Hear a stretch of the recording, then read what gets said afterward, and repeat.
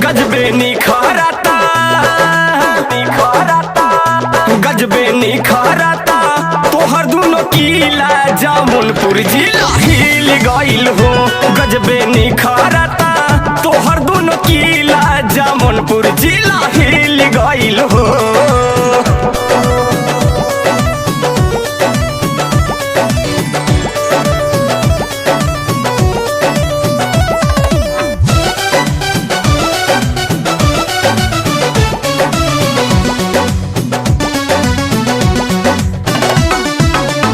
सोरा हो सिंगार के चले डगरिया लाली पाप लागे तोहर पतली कमरिया हो।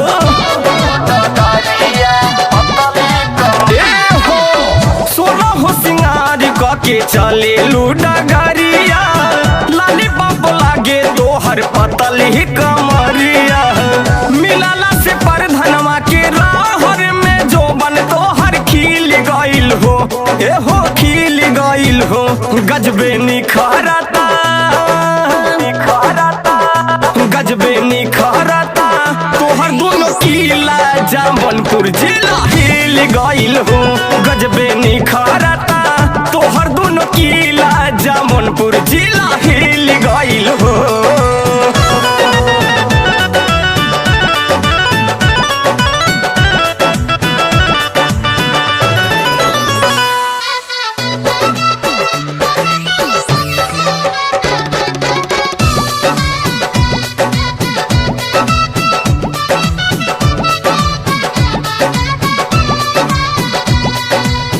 जोड़ नइखे बाटे रानी तोहर कौनो जिला में। चला न प्यार करी जौनपुर के किला में।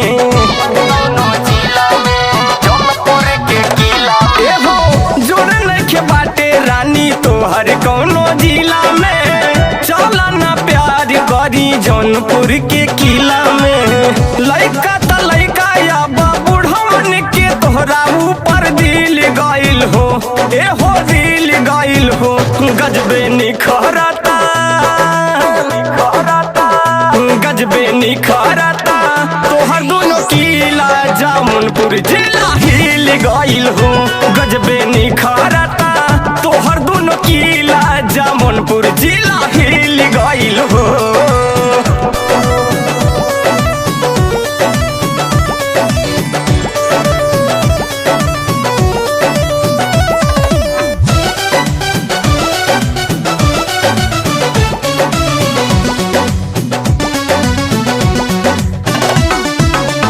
राजा बाजार में तू गर्दा मचवालू।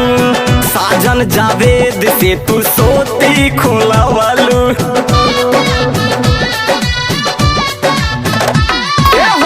राजा बाजार में तू गर्दा मचवालू।